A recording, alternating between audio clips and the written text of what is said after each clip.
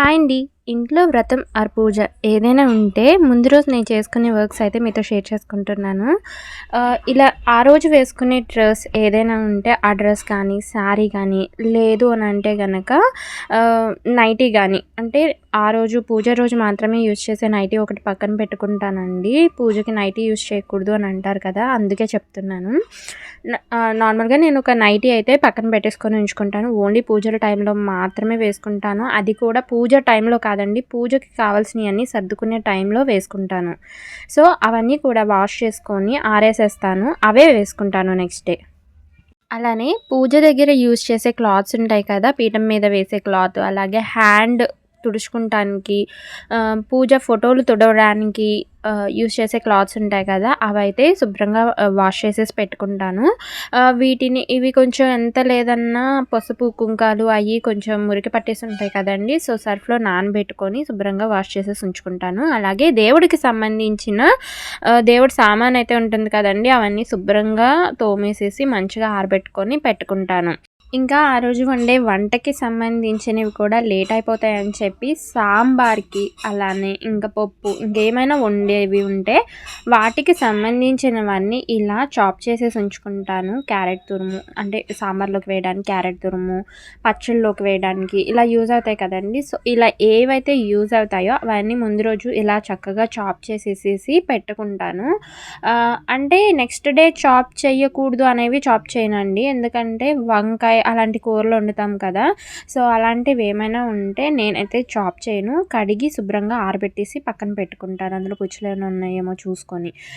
So, ఇలాంటివి మాత్రం నేను కట్ చేయననమాట. అంటే ఉల్లిపాయి, వంకాయి ఇలాంటివి ఉంటాయి కదా! సో, అలాంటివి. ఉల్లిపాయకి తొడుములు తీసేసి, తొక్క తీసేసి పక్కన పెట్టుకోవచ్చండి. అలానే సాంబార్ చేయడానికి కందిపప్పు, పప్పు చేయడానికి కందిపప్పు కూడా గిన్నెల్లోకి తీసేసుకొని రెడీగా పెట్టుకుంటాను. అప్పటికప్పుడు హడావిడి పడకుండా ఉండడానికి. మార్నింగ్ లేవగానే కడిగేసేసుకొని నానబెట్టేసుకుంటే సరిపోతుంది. అలాగే వడపప్పుకి సంబంధించిన పెసరపప్పు, పులిహారకి సంబంధించిన పులిహార గుజ్జు కూడా ఉడకపెట్టేసుకొని పెట్టుకుంటాను. సో, అదేమవుతుందంటే పచ్చిమిర్చి, ఎండుమిర్చి ఇవన్నీ ఉంటాయి కదండీ! చక్కగా అందులో ఊరిపోతాయి. సో, అలాగే తాలింపులు కూడా చేసుకొని పెట్టుకుంటాము. ఇలా తాలింపులు చేసుకొని పెట్టుకుంటే పులిహోరలోకి, పచ్చడిలోకి అన్నిటిలోకి యూజ్ అవుతుంది. 7 శనివారాల వ్రతానికి బియ్యపిండితో చాలా పనుంటుంది కాబట్టి బియ్యపిండి, అలానే బెల్లం చక్కగా దంచి పెట్టుకొని ఉంచుకుంటాననమాట. ఇలా బెల్లం దంచి పెట్టుకొని ఉంచుకోవడం వల్ల ఏమవుతుంది అనంటే, మనం చలివిడి వడపప్పులోకి చేసుకోవాలన్నా, పిండి దీపాలకు చేసుకోవాలన్నా, అలానే ప్రసాదానికి ఏ ప్రసాదం చేసినా దాంట్లోకి యూజ్ అవుతుంది. అలాగే వంకాయ బఠానీ కోసం నైటే బఠానీ నానబెట్టుకొని అయితే ఉంచుకోవాలండి. నైట్ నానబెట్టుకొని ఉంచుకోవడం వల్ల చక్కగా ఉడుకుతుంది. సో, నైట్ బఠానీ అయితే నానబెట్టేసుకొని ఉంచుకుంటున్నాను. అదే శనగపప్పు అయితే కనుక మార్నింగ్ మనం లేవగానే నానబెట్టుకుంటే సరిపోతుంది. అలాగే బెండకాయ కూడా చక్కగా శుభ్రంగా కడిగేసేసి తుడిసేసేసి వాటిని చాప్ చేసేసుకొని పెట్టుకుంటే పొడి బారిపోతూ ఉంటుందండి. ఈ టిప్ రెగ్యులర్ టైంలో కూడా యూజ్ అవుతుందండి బెండకాయకి. అలానే మార్నింగ్ లేవగానే శుభ్రంగా పీటలు శుభ్రం చేసేసి వాటికి పసుపు రాసేసేసి బొట్లు పెట్టేసేసి ఇలా ముగ్గైతే వేసి ఉంచుకుంటాను. మార్నింగ్ లేచిన తర్వాత అన్నీ ఇలా రెడీగా అన్నీ ఒక దగ్గర పెట్టేసేసుకొని పూజకు కావాల్సినవన్నీ చక్కగా చేసుకుంటాను.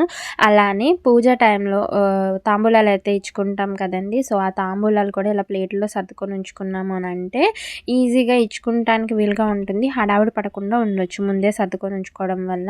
ముందైతే తాంబూలాలు పెట్టేసి ఉంచానండి. తర్వాత జాకెట్ ముక్కలు గుర్తొచ్చి జాకెట్ ముక్కలు కూడా పెట్టాను.